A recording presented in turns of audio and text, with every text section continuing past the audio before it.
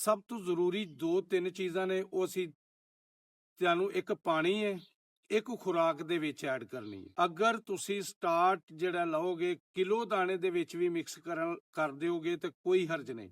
अस्सलाम वालेकुम, कैसे हो दोस्तों जिस तरह कि ਤੁਹਾਨੂੰ ਪਤਾ ਹੈ ਕਿ ਗਰਮੀ ਦਾ ਮੌਸਮ ਹਬਸ ਦਾ ਮੌਸਮ ਆ ਗਿਆ ਤੇ ਇਹਦੇ ਲਈ ਪਰਿੰਦਿਆਂ ਨੂੰ ਥੋੜਾ ਜਿਹਾ ਪਹਿਲੀ ਰੂਟੀਨ ਤੋਂ ਥੋੜਾ ਜਿਹਾ ਤਬਦੀਲ ਕਰਨਾ ਪਏਗਾ। ਸਭ ਤੋਂ ਜ਼ਰੂਰੀ ਜਿਹੜਾ ਇਹ ਹਲਕੀ ਹਲਕੀ ਨਮੀ ਵਾਲੀ ਜਗ੍ਹਾ ਹੋਏ ਔਰ ਹਵਾਦਾਰ ਹੋਏ, ਸਭ ਤੋਂ ਪਹਿਲੀ ਚੀਜ਼ ਇਹ। ਦੂਸਰੀ ਚੀਜ਼ ਜਿਹੜੀ ਅਸੀਂ ਖੁਰਾਕ ਦੀ ਕੁਝ ਤਬਦੀਲੀ ਕਰਾਂਗੇ, ਕੁਝ ਚੀਜ਼ਾਂ ਖੁਰਾਕ ਦੇ ਵਿੱਚ ਨਵੀਆਂ ਐਡ ਕਰਾਂਗੇ ਔਰ ਲਹਿਦਾ ਤਰੀਕੇ ਨਾਲ ਥੋੜਾ ਜਿਹਾ ਦਿਆਂਗੇ ਤਾਂ ਕਿ ਸਾਡੇ ਪਰਿੰਦੇ ਜਿਹੜੀਆਂ ਸਬਜ਼ ਹਰੀਆਂ ਬਿੱਠਾਂ ਪਤਲੀਆਂ ਬਿੱਠਾਂ ਕਰਦੇ ਨੇ ਉਹ ਤਕਰੀਬਨ ਖਤਮ ਹੋ ਜਾਣ। ਇਹ 2-3 ਚੀਜ਼ਾਂ ਹੁੰਦੀਆਂ ਨੇ ਜਿਨ੍ਹਾਂ ਨਾਲ ਇਹ ਬਿੱਠਾਂ ਪਤਲੀਆਂ ਪਾਣੀ ਵਰਗੀਆਂ ਔਰ ਸਬਜ਼ ਬਿੱਠਾਂ ਕਰਨ ਲੱਗ ਪੈਂਦੇ ਨੇ, ਸਫੇਦ ਬਿੱਠਾਂ ਕਰਨ ਲੱਗ ਪੈਂਦੇ ਨੇ। ਉਹ ਇਹ ਚੀਜ਼ਾਂ 2-3 ਹੁੰਦੀਆਂ ਨੇ ਜਿਹੜੀਆਂ ਕਿ ਅਸੀਂ ਵਕਤ ਦੇ ਨਾਲ ਇਹਨਾਂ ਨੂੰ ਕਵਰ ਨਹੀਂ ਕਰਦੇ ਤੇ ਜਿਹਦੀ ਵਜ੍ਹਾ ਤੋਂ ਇਹ ਨੌਬਤ ਆਈ ਜਾਂਦੀ ਹੈ। ਦੋਸਤੋ, ਇੱਕ ਪਹਿਲੀ ਚੀਜ਼ ਤੇ ਤੁਹਾਨੂੰ ਦੱਸਾਂਗੇ, ਸਭ ਤੋਂ ਜ਼ਰੂਰੀ 2-3 ਚੀਜ਼ਾਂ ਨੇ, ਉਹ ਅਸੀਂ ਤੁਹਾਨੂੰ ਇੱਕ ਪਾਣੀ ਹੈ, ਇੱਕ ਖੁਰਾਕ ਦੇ ਵਿੱਚ ਐਡ ਕਰਨੀ ਹੈ। ਕੋਈ ਮਹਿੰਗੀਆਂ ਚੀਜ਼ਾਂ ਨਹੀਂ, ਬਿਲਕੁਲ ਸਸਤੀਆਂ ਚੀਜ਼ਾਂ ਨੇ, ਦੇਸੀ ਚੀਜ਼ਾਂ ਨੇ, ਤੁਹਾਡੇ ਕਿਚਨ ਦੀਆਂ ਚੀਜ਼ਾਂ ਨੇ, ਉਹੀ ਤੁਸੀਂ ਇਸਤੇਮਾਲ ਕਰਨੀਆਂ।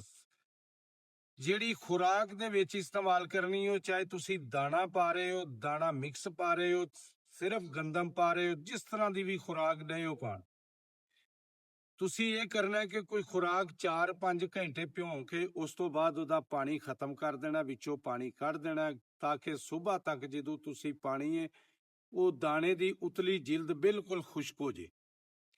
ਪਹਿਲੇ ਤਰ੍ਹਾਂ ਨਹੀਂ ਭਿਉਣੀ, ਜਿਸ ਤਰ੍ਹਾਂ ਕਿ ਪਿਛਲੇ ਜੂਨ ਦੇ ਵਿੱਚ ਮਈ ਜੂਨ ਤੇ ਅਸੀਂ ਪਾਉਂਦੇ ਰਹੇ ਹਾਂ।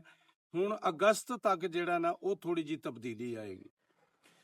ਦਾਣਾ ਇੰਨਾ ਕੀ ਭਿਉਣਾ ਤੇ ਉਹਨੂੰ ਖੁਸ਼ਕ ਥੋੜਾ ਜਿਹਾ ਕਰਕੇ ਸਵੇਰ ਦੇ ਟਾਈਮ ਅਗਰ ਤੁਸੀਂ 2 ਕਿਲੋ ਦਾਣਾ ਹੈ ਤੇ ਉਹਦੇ ਵਿੱਚ ਤੁਸੀਂ 2 ਜੂਏ ਲਸਣ ਦੇ ਲੈ ਲੈਣੇ ਨੇ, ਉਹ ਕੁੱਟ ਲੈਣੇ ਨੇ, ਉਹਦੇ ਚ ਅੱਧਾ ਚਮਚ ਹਲਦੀ ਦਾ ਮਿਲਾ ਦੇਣਾ, ਮਿਲਾ ਕੇ ਉਹੀ ਸਾਰੇ ਦਾਣੇ ਦੇ ਵਿੱਚ ਮਿਕਸ ਕਰਕੇ ਤੁਸੀਂ ਆਪਣੇ ਪਰਿੰਦਿਆਂ ਨੂੰ ਇਸਤੇਮਾਲ ਕਰਾ ਦੇਣਾ। ਅਗਰ ਤੁਸੀਂ ਸਟਾਰਟ ਜਿਹੜਾ ਲਓਗੇ ਕਿਲੋ ਦਾਣੇ ਦੇ ਵਿੱਚ ਵੀ ਮਿਕਸ ਕਰ ਦਿਓਗੇ ਤੇ ਕੋਈ ਹਰਜ ਨਹੀਂ। 2 ਹਫ਼ਤੇ ਤੁਸੀਂ ਇਸ ਤਰ੍ਹਾਂ ਕਰੋਗੇ, ਉਸ ਤੋਂ ਬਾਅਦ ਜਿਹੜਾ ਉਹ ਰੂਟੀਨ ਕਰ ਲਓ ਕਿ ਇਹਨੂੰ ਅੱਧਾ ਕਰ ਲਿਓ। ਲੇਕਿਨ ਇਹ ਬਹੁਤ ਜ਼ਰੂਰੀ ਹੈ, ਇਸਤੇਮਾਲ ਕਰਾਓਗੇ ਦਾ ਰਿਜ਼ਲਟ ਜਦੋਂ ਤੁਹਾਨੂੰ ਮਿਲੇਗਾ ਇਨਸ਼ਾਅੱਲਾ ਤਾਲਾ ਅੱਛੇ ਲਫ਼ਜ਼ਾਂ ਨਾਲ ਯਾਦ ਕਰੋਗੇ। ਦੂਸਰੀ ਚੀਜ਼, ਇਹਦਾ ਪਾਣੀ ਬਣਾਉਣਾ। ਪਾਣੀ ਬਣਾਉਣ ਲਈ ਵੀ ਸਾਨੂੰ 3 ਤੋਂ 4 ਚੀਜ਼ਾਂ ਚਾਹੀਦੀਆਂ ਨੇ। ਸਭ ਤੋਂ ਪਹਿਲੇ ਨੰਬਰ ਤੇ ਅਦਰਕ ਲੈ ਲੈਣਾ।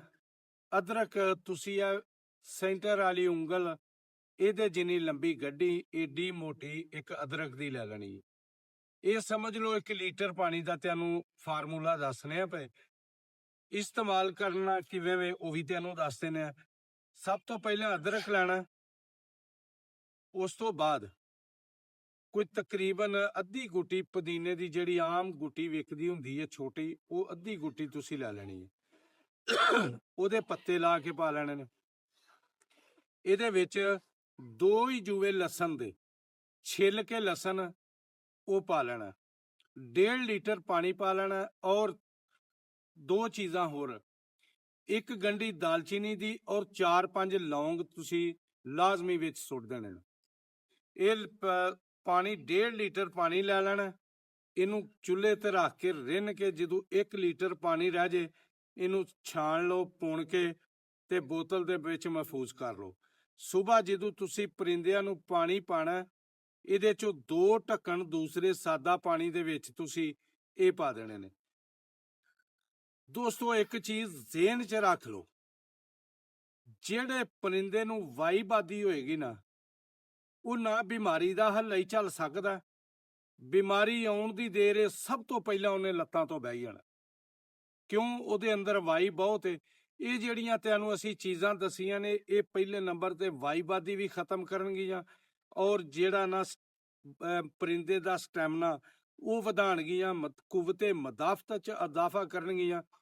ਲੇਕਿਨ ਅਸੀਂ ਸਭ ਤੋਂ ਪਹਿਲਾਂ ਵਾਈਬਾਦੀ ਦਾ ਇਹ ਤੁਹਾਨੂੰ ਦੱਸਨੇ ਆ ਕਿ ਜਿਹੜੇ ਪਰਿੰਦੇ ਨੂੰ ਵਾਈਬਾਦੀ ਹੋਏਗੀ, ਅਸੀਂ ਤੁਰ ਪੈਨੇ ਆ ਦੂਸਰੇ ਪਾਸੇ ਕਿ ਇਹਨੂੰ ਠੰਡੀਆਂ ਚੀਜ਼ਾਂ ਦਿਓ। ਇੱਕ ਚੀਜ਼ ਜ਼ਿਹਨ 'ਚ ਰੱਖੋ, ਜਿਸ ਪਰਿੰਦੇ ਨੂੰ ਵਾਈਬਾਦੀ ਉਹ ਹਾਂਪੇਗਾ ਵੀ ਜ਼ਿਆਦਾ, ਉਹਨੂੰ ਬਿਮਾਰੀ ਵੀ ਅਟੈਕ ਜ਼ਿਆਦਾ ਕਰੇਗੀ।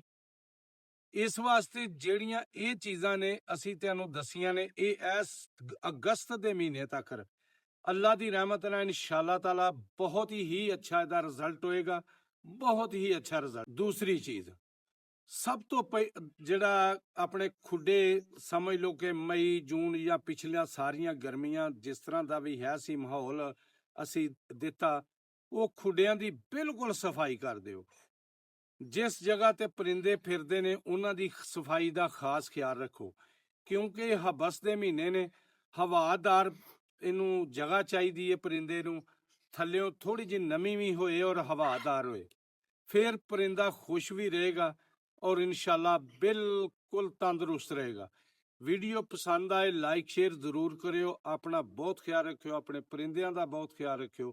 ਅੱਲਾ ਹਾਫਿਜ਼।